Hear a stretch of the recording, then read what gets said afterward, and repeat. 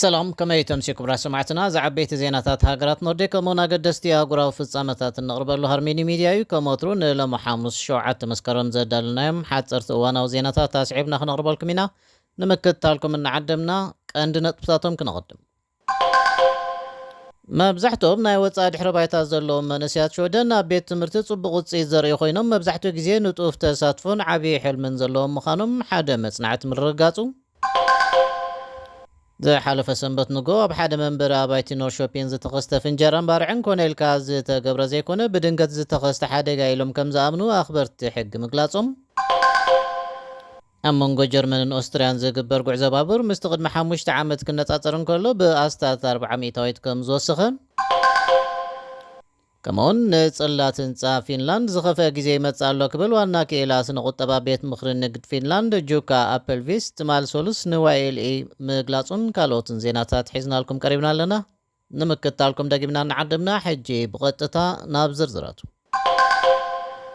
መብዛሕትኦም ናይ ወፃኢ ድሕረ ባይታ ዘለዎም መንእስያት ኣብ ቤት ትምህርቲ ጽቡቕ ውፅኢት ዘርእዩ ኮይኖም መብዛሕትኡ ግዜ ንጡፍ ተሳትፎን ዓብዪ ሕልምን ዘለዎም ምዃኖም ተሓቢሩ። ነዚ ዝገለጸ ብስም ኢኤስኦ ዝወፀ ጸብጻብ ዕዳጋ ሽቕለት እዩ።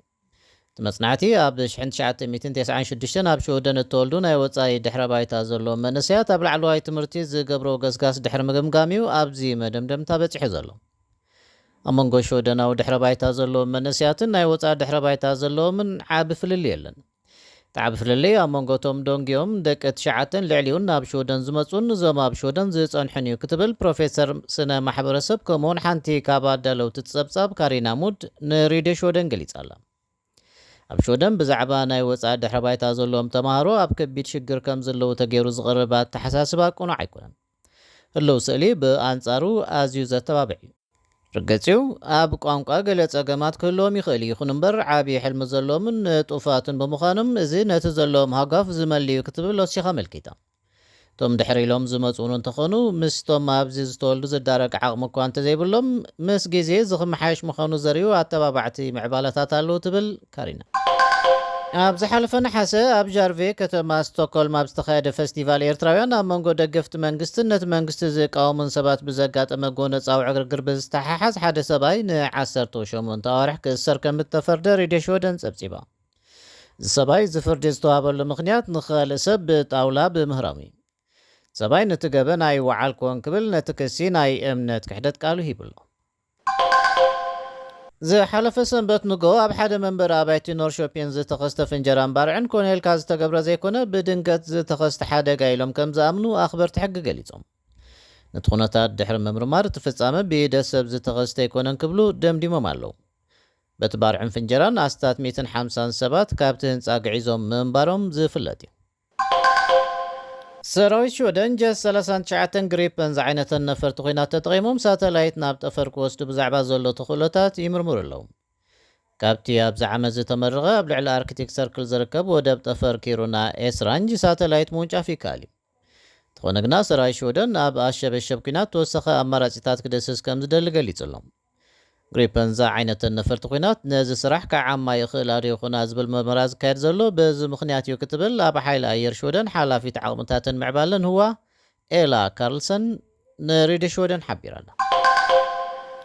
ኣብ ታሪክ ዝነውሐን ዝኸበረን ዝተባህለ መጋበያ ቤት ፍርዲ ሽወደን ሎሚ ጀሚሩ።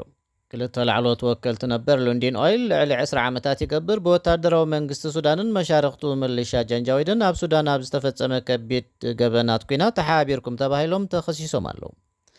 ንሳቶም ነዚ ገበን ኣይወዓልናዮን ክብሉ ናይ እምነት ክሕደት ቃሎም ሂቦም ኣለዉ። ኣብ መንጎ ጀርመንን ኦስትርያን ዝግበር ጉዕዞ ባቡር ምስቲ ቅድሚ 5 ዓመታት ዝነበረ ክነጻጸር እንከሎ ብኣስታት 400 ከም ዝወሰኸ እዚ ድማ መንግስታዊ መንገዲ ባቡር ክልቲአን ሃገራት ጉዕዞ ባቡር ንምዕባይ ብሓባር ክሰርሓ ምደረኹ ተገሊጹ።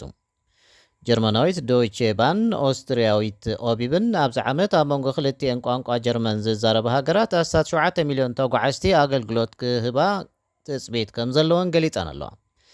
ነቲ እናወስኸ ዝኸይ ዘሎ ጠለብ ንምምላእ እተን ትካላት ነዊሕ ስግሮ ደባዊ ኣገልግሎት የስፋሓ ከም ዘለዋ ወሲኸን ገሊፀን። ካብ ታሕሳስ ጀሚሩ ሓድሽ ናይ ግዜ ሰለዳ ኣብ ግብሪ ክውዕል እዩ። ህልው መስመር ሙኒክ ሳልዝበርግ ካብ ሰዓት 6 ክሳብ ሰዓት 9 ድሕሪ ቀትሪ ክጅምር እንከሎ ኣብ መንጎ ኢንስብሩክን ሙኒክን ዝጓዓዛ ባቡራት ድማ ካብ ሰዓት 6:40 ክሳብ 9:40 ድሕሪ ቀትሪ ኣብ ነፍሲ ወከፍ 2 ሰዓታት ክጓዓዛ እየን። ተወሳኺ መስመር ICE ብበርሊንን ቪየናን ብኑርንበርግን ኣቢሉ ክኸይድ እንከሎ ካብ ሃምቡርግ ናብ ቪየና ዝወስድ መስመር ድማ ካልእ መዓልታዊ መስመር ክግበረሉ እዩ።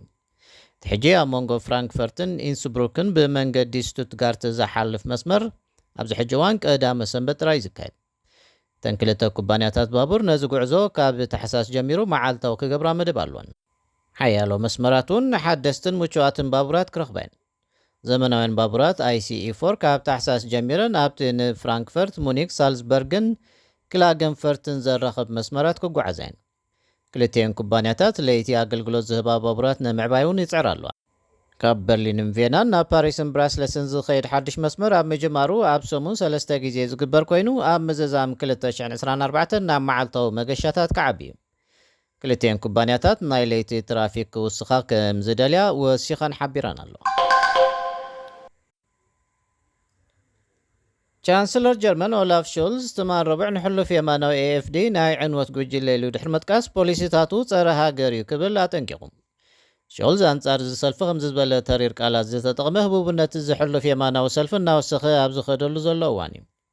ብመሰረት ኣብ ቀረባ እዋን እተገብሩ መጽናዕትታት ደገፍ እቲ ሰልፊ 22 ሚእታዊት ምብፅሑ እዚ ድማ ካብ ሰልፊ ማእከላይ ፀጋማይ SPD ማለት 16 ሚእታዊት ዝልዕል ምዃኑ ኣቓልቦ ከም ዝስሕብ ገይርዎ ኣሎ። ሾልዝ ኣብ ምጅማር እዚ ሰሙን ኣብ ዝተኻየደሉ ባጀት ንባይቶ ብዛዕባ መግለፂ መብዛሕትኦም ዜጋታት ከም ኣማራፂ ዝርእይዎ ሰልፊ ናይ ዕንወት ስነ ሓሳብ ምዃኑ ይፈልጡ እዮም፣ እዚ ሰልፊ ንሃገርና ክዕንዋ ኢሉ። ንሱ AFD ጀርመን ናብ ሃገራውነት ክትምለስ ንዘቕረቦ ፃውዒት ሓደገኛ ክብል ጠቒስዎ ኣሎ።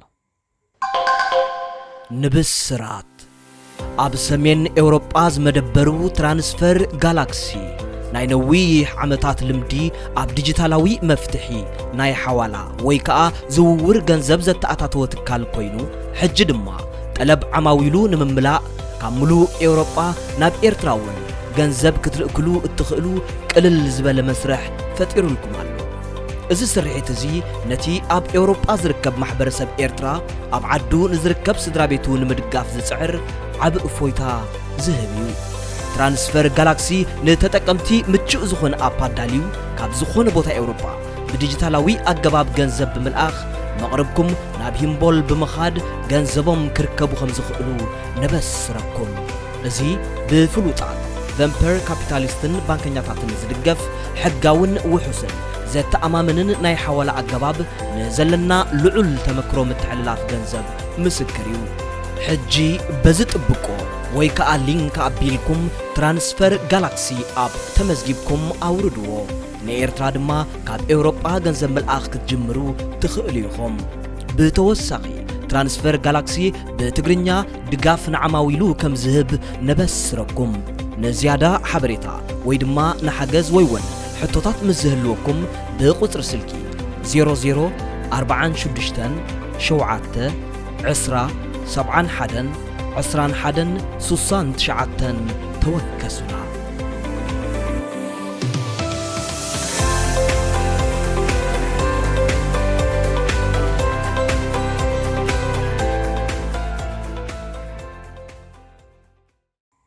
ምስ ሃርሜኒ ሚድያ ከም ዘለኹም ክብራት ሰማዕትና መወዳእታ ንጽላት ህንፃ ዝኸፍአ ግዜ ይመጽእ ኣሎ ክብል ዋና ኬላ ስነ ቁጠባ ቤት ምኽሪ ንግድ ፊንላንድ ጁካ ኣፕልቪስት ትማል ሰሉስ ንዋይኤል ኣብ ዝሃቦ መግለፂ ሓቢሩ።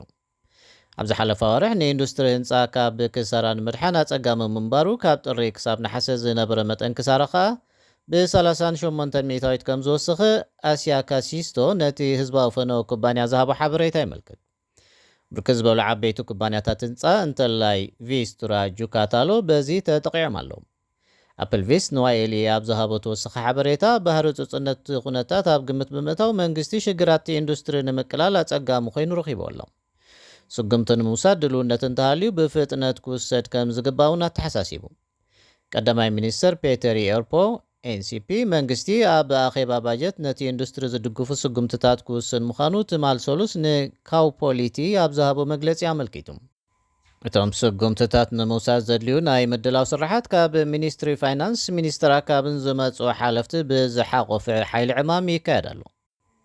تخناتات أزيو خبيديو كبل إيربوت آمين اللو هنسات ملو بملو دو كبل زي طرفه يبولن إذا دما أمت أزهلو قرب أبايتي أب حدا غازوتي حدستي منبر أبايتي برقص يدلي ناي كبل نتا أب نقداو نتفت تكور غازيتا رويتو يبو أب إندستري هنسا وانا كيلا سنو قطبا أكتيا لاسي كورين بتمساسال بغدمة مال سولوس مسوايلي أب زغبروك على محتت تخناتات أب زحجوان تسفخا زفتاتن مخان دحر مقلات فقاد هنسا بسيسو خو قدلن كلو كسارا كوباناتات هنسا دما بأستات سيسو وسيخلو كبل أتقليلو صديان حاجين بتلمدو نتكالات هنسا تعوق ناي سرح وقتو كان تنبره قطر نايتم نجيزيون نحوارون كاب سرح زتنصافو في صالحتيناتات كاب تزحالف عامت وسخريلو أبزوانزي تحي عاب حتو تي أب هنسا زلو قلولاو كساب معاسك غتسليو زبيليو كبل أبل فيست أقداس حتو العلولو مودة زعامتن مجمار زمت عامتن بمنطر قطبا وخناتات أزيو زحولن كبيرن كخوني كبل قمتو قميتلو